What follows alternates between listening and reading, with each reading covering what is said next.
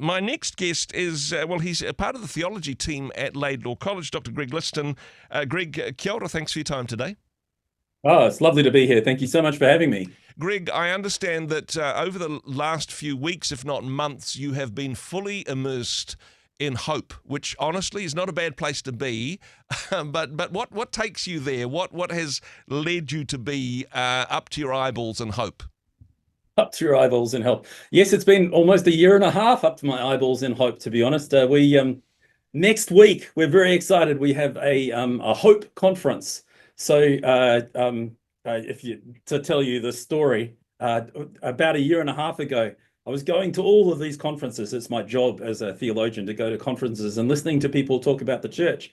And in the nicest way of saying it, talking smack about the church, Andrew. They were sort of saying, hey, this church is no good at this, the church is no good at that. And I get it, right? I completely understand where you're coming from. But there's another side to the story, right? And I thought, we need to tell the other side of the story. We need to focus on the other side of the story, that even though all of us have flaws and failings, that we belong to God, and so therefore there's hope for us. Yeah. And so I thought, let's explore that together. Let's see if we can speak some hope into the church. And it's, I suppose, part of the DNA of Laidlaw is being prepared to give a reason for the hope that you have, what that hope looks like and how that is demonstrated in your daily life. Honestly, not wanting to add to the smack talk about the body of Christ, however, it's easy to throw stones, isn't it? It's easy to go, oh gosh, we're doing this wrong.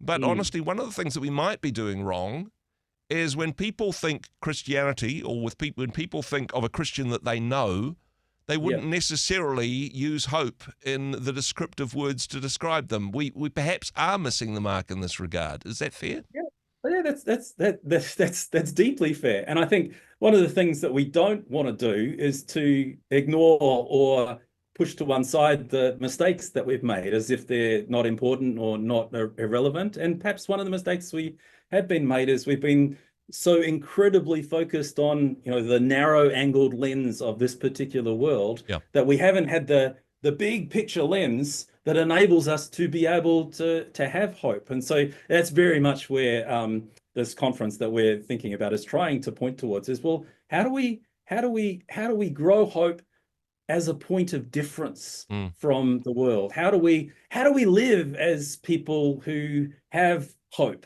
in the midst of what seem like really kind of hopeless situations? Yeah, there's certainly some difficult circumstances there, but let's jump into some definitions, because I suppose there's this shallow and deep hope. For some people, they'll say, oh, well, I hope I have a good day at work, or I hope I've got enough money to pay the bills, or I hope, and these are a word that we throw around quite lightly, but give us a theological definition. What does the Bible say to us about hope? Yeah, that's beautiful. I literally, the person who's the keynote the speaker at our conference, just sent me a definition of hope a good 10 minutes ago. Wow, so good timing. It seems like you've hit there. So this is the first point she makes, is that hope is not naive promise. Do you know what I mean? It's not naive saying, oh, I think everything's going to work out. Yeah. That is not what Christian hope is. It's also not indifference. The world doesn't matter. This doesn't count. This is not important. Hope is actually something that we have because we're tied to God.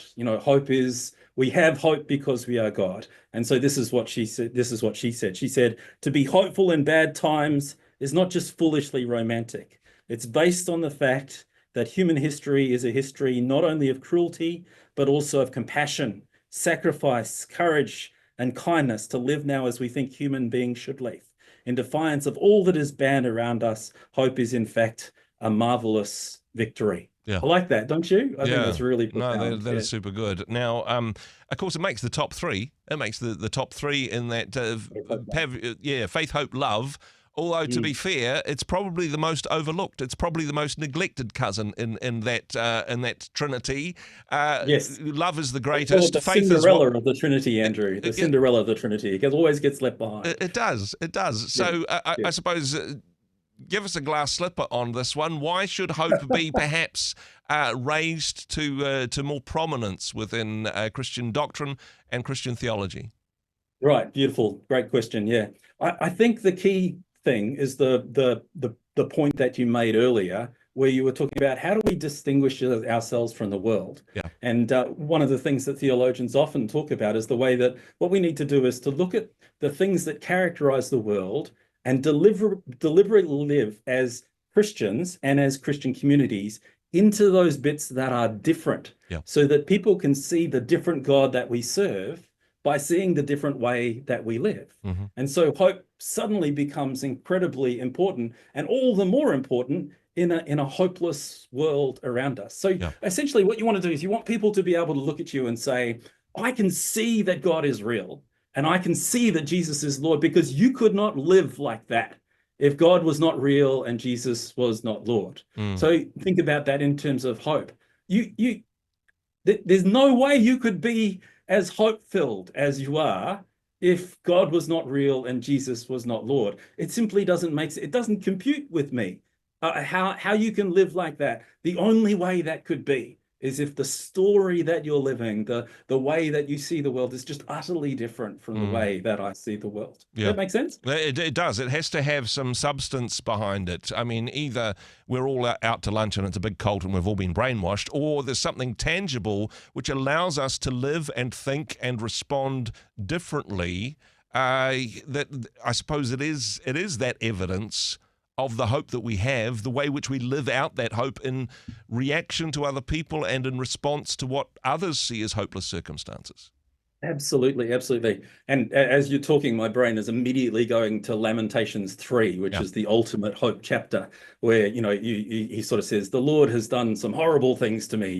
He's, what is it? I've got it here. It's, oh, he's made me chew on gravel. Beautiful image, right?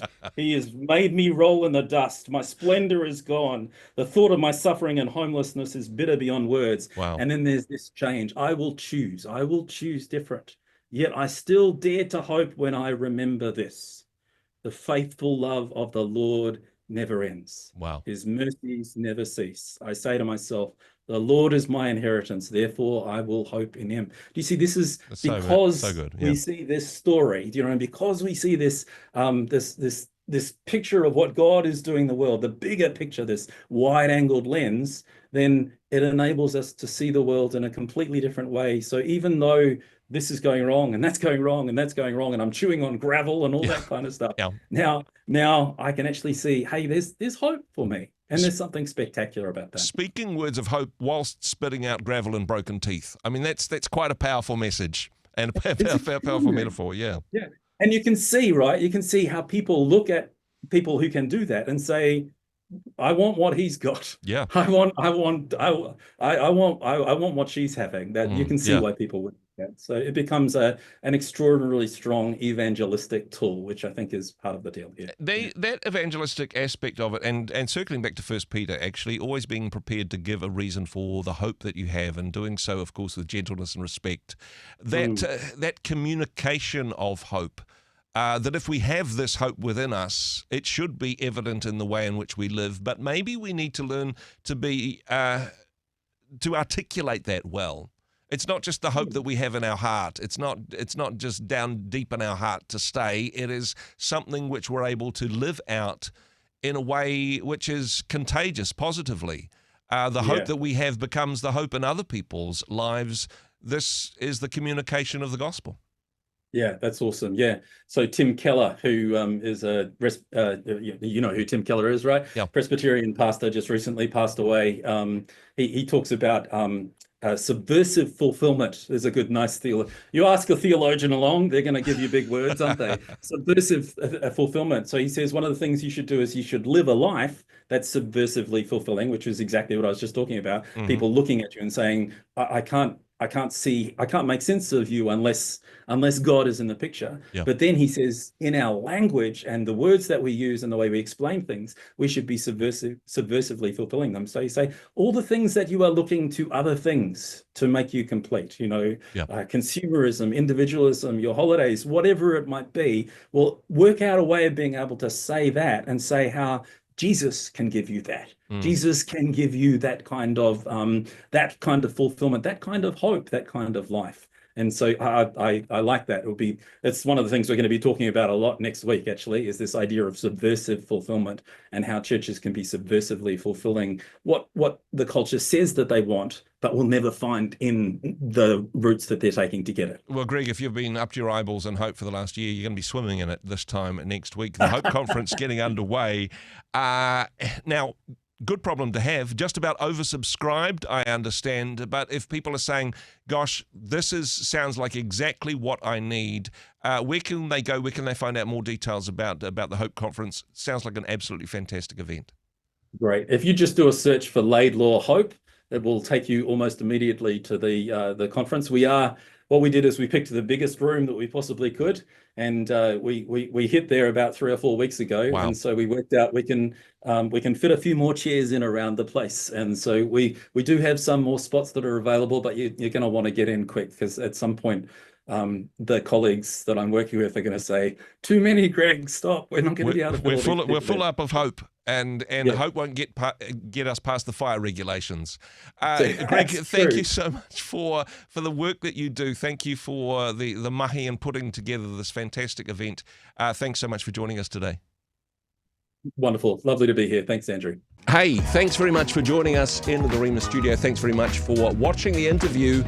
It's kind of nice to have an audience, actually. And if you did like what you watched, then do give us a like, do give us the thumbs up. And if you'd like to see more interviews like that one, or perhaps even better, subscribe and those interviews will come straight to you. Don't forget to turn on your notifications, and we'll see you in the next one. Cheers.